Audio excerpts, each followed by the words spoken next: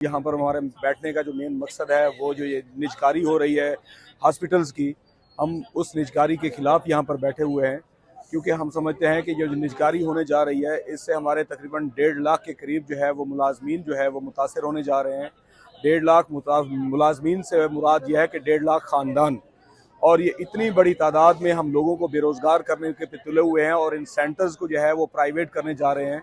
तो जैसा कि आपको पता है कि तालीम और सिहत ये दोनों चीज़ें हुकूमत की ज़िम्मेदारी होती हैं और हुकूमत अपनी इस मेन ज़िम्मेदारी से वो पीछे हटने जा रही है और हम मुलाजमीन को बेरोज़गार करने जा रही है, तो हम कभी नहीं होने देंगे। पिछले दिनों 2 दिन पहले हमने CM हाउस की तरफ जाके वहाँ पे एहतजाज रिकॉर्ड करवाने की कोशिश की क्योंकि हम लोग उस वक्त तकरीबन हमारा 13वां दिन था, तो हम ये चाह रहे थे कि शायद हमारी आवाज़ CM साहबा तक ना पहुंच रही हो, तो हम ये कोशिश कर रहे थे कि वहाँ पे जाके उनके दरवाजे के ऊपर जाके हम अपना एहतजाज रिकॉर्ड करवाएं।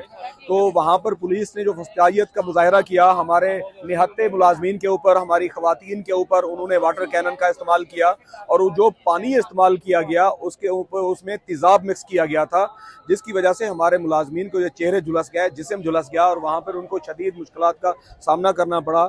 और इसके साथ साथ उन्होंने वहाँ पर लाठी चार्ज भी किया, डंडे बरसाए हमारी खवातीन के ऊपर। हमारे काफ़ी सारे मुलाजमीन जो हैं वो ज़ख्मी भी हुए, हमारी 2 खवातीन के एबॉर्शन भी हुए। ये इनकी बहुत बड़ी ज़्यादती है। हम सिर्फ इतना चाहते हैं कि हुकूमत आए, मुज़ाकरात की टेबल पे बैठे, हमारे मुतालबात को सुने, अगर हमारे मुतालबात जायज़ हैं तो हमें हमारा हक दे। लेकिन हुकूमत नहीं चाह रही, वो ये चाहते हैं कि ये लोग बैठे हैं, ये थक के यहाँ से वापस चले जाएंगे, तो ये हुकूमत की भूल है। हम चाहे 10-15 दिन और भी लग जाए, हमें चाहे 1 महीना भी और लग जाए, हम यहाँ पर बैठे हैं और अपना हक लिए बगैर यहाँ से नहीं जाने वाले। असल में इस वक्त नुकसान हम मुलाजमीन का हो रहा है, लेकिन आने वाले वक्त में जो असल नुकसान है वो आम आवाम का होने जा रहा है, क्योंकि आवाम को जो सेहत की सहूलियात मिल रही है ये आने वाले वक्तों में ये बिल्कुल खत्म हो जाएंगी।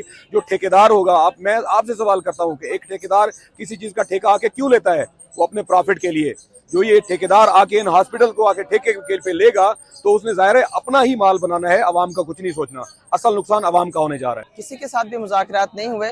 पुलिस ने तो हुक्मरानों के कहने पर हमारे ऊपर बदतरीन तशद्दुद किया है, खवातीन के ऊपर लाठी चार्ज किया है, जहरीला पानी हमारे बच्चों के ऊपर, हमारी खवातीन के ऊपर, हमारे भाइयों के ऊपर फेंका है। तो ये मुज़ाकरात तो इस तरह नहीं होते, बदतरीन तशद्दुद का निशाना बनाया गया। आज 15 दिन हो गए यहाँ हम धरना देकर बैठे हुए हैं, तमाम कामों का बाइकआउट किया हुआ है, OPDs बंद हैं।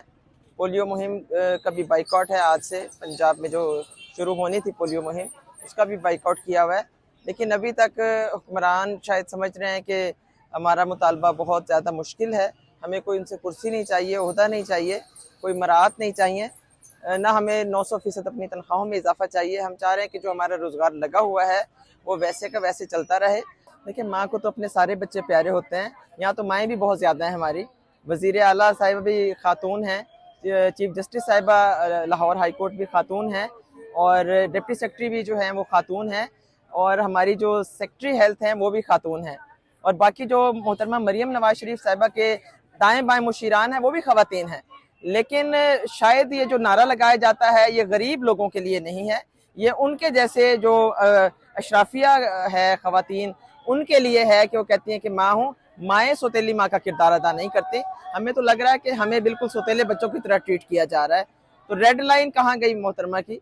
वो तो फरमाती हैं कि खवातीन मेरी रेड लाइन है, तो रेड लाइन भी क्रॉस हो गई है अब तो। और किसी भी एक खातून को ये तौफीक नहीं हुई, ये जुर्रत नहीं हुई कि वह मोहतरमा मरियम नवाज शरीफ साहिबा को जाके कोई हक की बात बता देते, और ना ही उनके जो मिनिस्टर्स हैं दोनों, जो प्राइमरी एंड सेकेंडरी के और स्पेशलाइज्ड के, ख्वाजा इमरान नज़ीर साहब, ख्वाजा सलमान रफीक साहब, उन्हें कोई अहमियत नहीं दी जा रही कि वो अवामी नुमाइंदे हैं, वो आकर यहाँ मसाइल सुने और हल करें।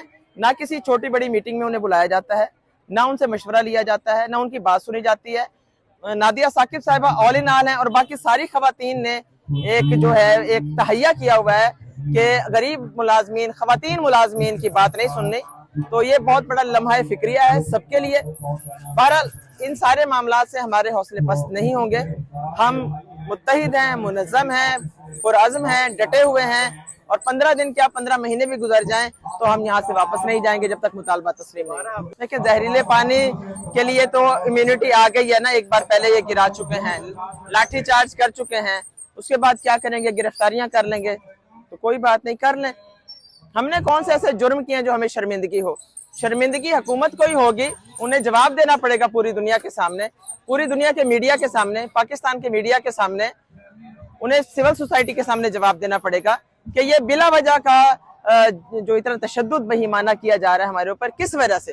क्या हम ये कह रहे हैं कि महकमा को ठेके पर ना दिया जाए? ये गलत है हमारा मुतालबा। आप देखें कि जहां जहां ठेके पर ये BHUs RSCs दिए गए हैं, वहां आए दिन बच्चों की कितनी अमवात हो रही हैं, वहां खवातीन कितनी सीरियस हैं। तो आए दिन वहां पर जो है केसेस खराब हो रहे हैं, क्योंकि ठेकेदारों ने नॉन स्किल्ड LHCs को हायर कर लिया 10-15 हज़ार रुपये माहाना देकर। तो ये सेहत की सहूलत जो है अवाम से छीनी जा रही है। बेसिकली हमारा मुतालबा मुलाजमीन के लिए तो है ही, लेकिन अवाम के लिए भी ये मुतालबा है कि अवाम से सेहत की सहूलियात ना छीनी जाए।